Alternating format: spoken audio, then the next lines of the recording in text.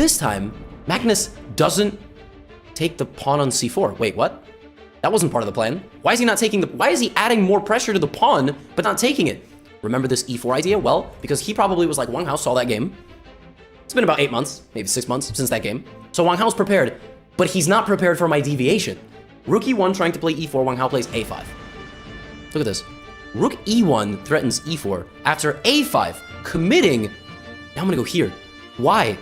Well, I'm asking your position a new question now. a5 prevents me from playing a5, but it could be a weakness in the long run on these squares and maybe b7. So now, I'm gonna trade the bishop with you. This is your powerful piece. Look at this. This holds your entire position together. Let's just trade. We haven't seen that before yet. We haven't seen that in this video. We haven't seen the bishops come off. We haven't seen the white king on g2. Now this pawn is gonna be taken by white. He takes the pawn at some point. First, he plugs the center. He completely plugs the d5 square. Now he takes on c4 the second that Wang Hao goes backwards. And look at this bishop, by the way. This is the new Catalan bishop. Magnus is reinventing the Catalan meta. The bishop on a3 is the new Catalan bishop in this game. We have knight c4, queen c4, and Magnus plays f3. Nice and solid structure, and guess what? He is about to absolutely ravage this position. Remember that move a5 in this position when Wang Hao played it, and we said there might be weaknesses? I said there might be weaknesses on b5 or b7. What I did not mention was that there might be weaknesses on the dark squares. That is all Magnus needs. Now he transfers the rook over. He transfers the queen over. And now, this is probably the most impressive move of the entire game.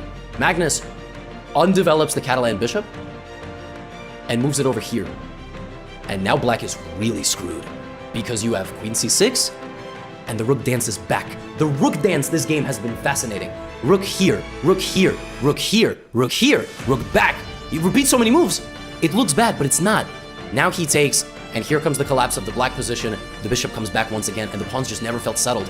Queen c6, and now rather than taking and allowing the queen in, Magnus tries to get the queens off. Patient. Rook d3, rook d2, patient. King f2, patient. Not the best move. Could have maybe played queen b3 and then taken. Doesn't matter. Without stockfish. Look at this without stockfish. He stays patient just until the very right moment. And now he takes. Rook b6, queen d8 is a backrank checkmate. Both pawns fall. Wang Hao does his best to counterattack. Let me tell you something right now. This game went 42 moves.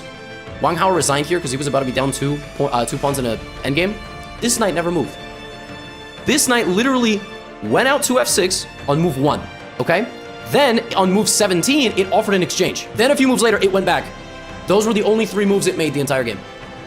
That knight literally never moved. It went out, back, out. That's it. That's all it did. That is how Magnus freezes his opponent's pieces in the Catalan. The knight developed, undeveloped to a trade, and went back. 3 moves in 41 turns. That is crazy. That's crazy. I don't know what this, like, he just